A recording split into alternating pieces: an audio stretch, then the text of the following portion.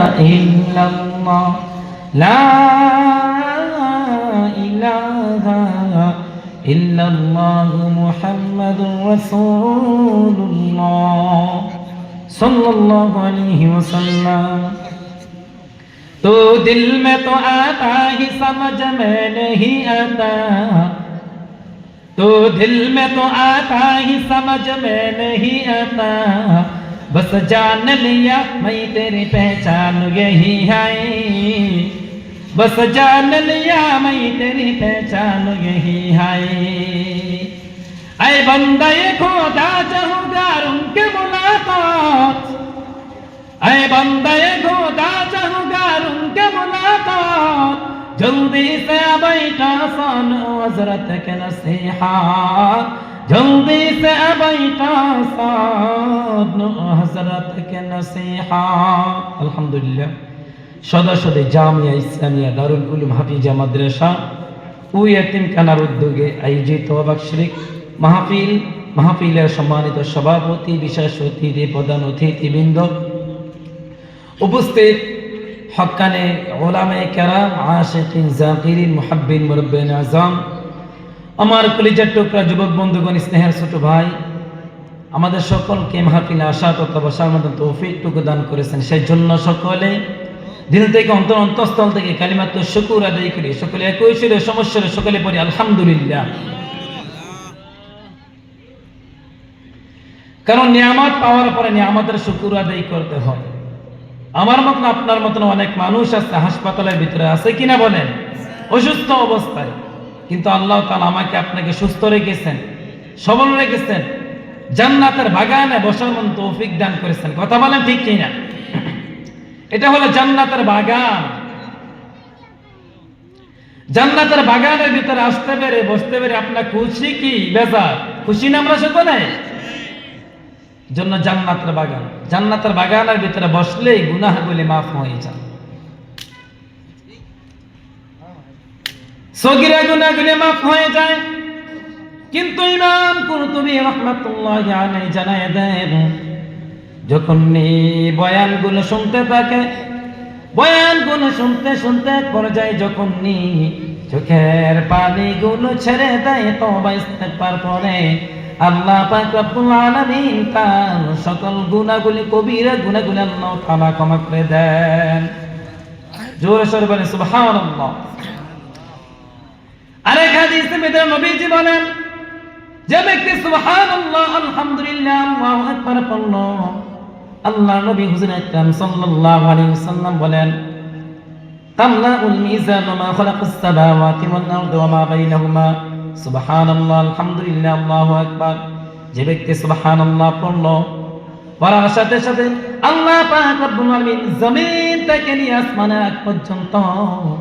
সকল জায়গাটা আল্লাহ তাআলা মিজানের পাল্লা দ্বারা আল্লাহ তাআলা ভরপুর করে দেয় শুধু তাই নয়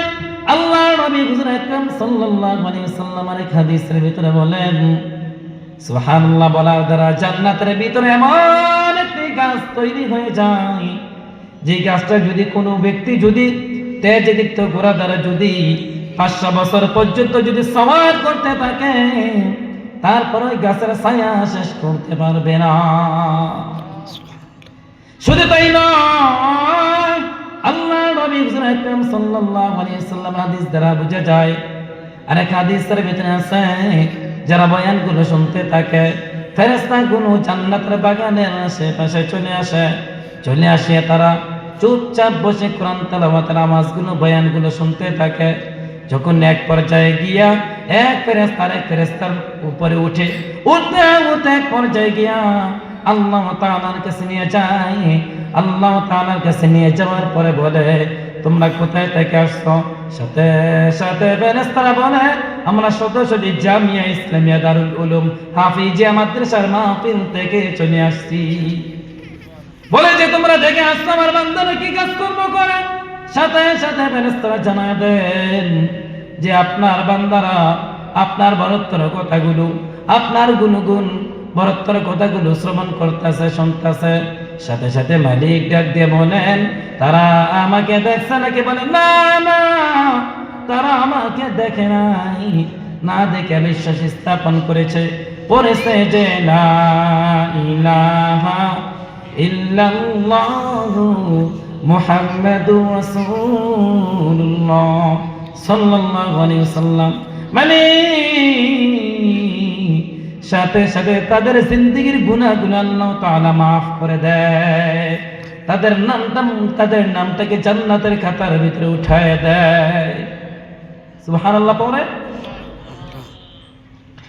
এজন্য ভাই দোস্ত আল্লাহ পাক রব্বুল আলামিন বলেন, وَإِذَا قُرِئَ الْقُرْآنُ فَاسْتَمِعُوا لَهُ وَأَنصِتُوا لَعَلَّكُمْ تُرْحَمُونَ।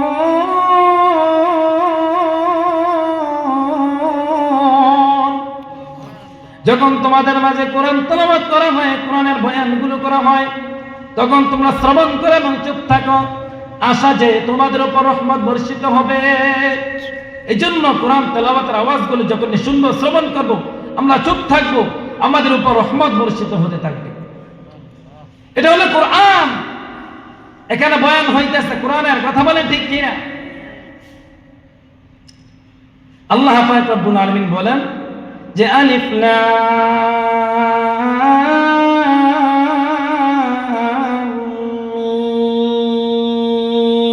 মিম যালিকাল কিতাবু লা রাইবা ফীহি হুদাল লিল মুত্তাকিন।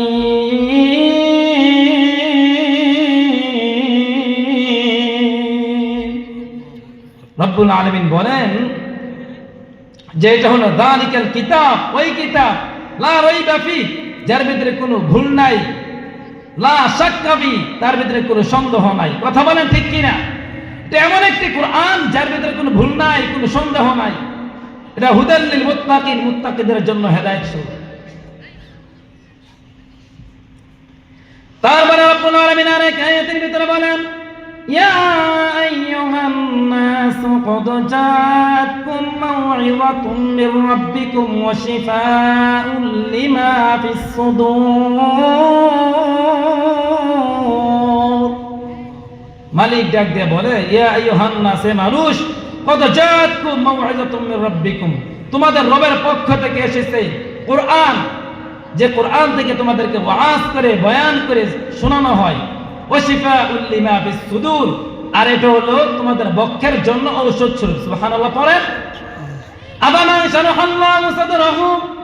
লিল ইসলামি ফাহুয়া আলা নূরিম মির রাব্বি। আল্লাহ পাক রব্বুল আলামিন বলেন, আল্লাহ তাআলা যাদেরকে ভালোবাসে, যাদেরকে পছন্দ করে, যাদেরকে মহব্বত করে, মানে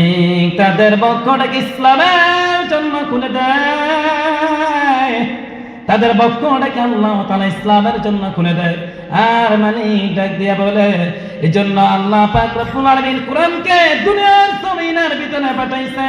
যাতে করে মানুষগুলো হেদায়েতের পথে চলতে পারে, হেদায়েতের পথে চলতে পারে। এই জন্য ভাই দোস্ত হুজুর গো, আল্লাহ পাক রব্বুল আলামিনের পক্ষ থেকে এসেছে কোরআন। আল্লাহ পাক রব্বুল আলামিন মানব জাতির হেদায়েতের জন্য আল্লাহ তাআলা কোরআনকে পাঠাই দিয়েছে। দুনিয়ার জমিনের ভিতরে যত বই পুস্তক মানুষ বানায় না কেন, লেখে না কেন, ওই বইয়ের শুরুতে বা শেষে লিখে দেয়, যদি কোনো ভুল থাকে তাহলে পরবর্তী আমাদেরকে জানাই দিবা, পরবর্তীতে সংস্করণ করে নিব।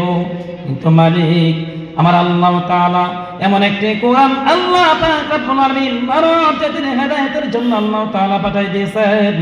এই কিতাবের ভিতরে কোনো ভুল নাই, কোনো সন্দেহ নাই। আর যারা ভুল ধরবে, ভুল করতে চাইবে, কিয়ামত পর্যন্ত এই কোরআনের ভিতরে ভুল ধরতে পারবে না।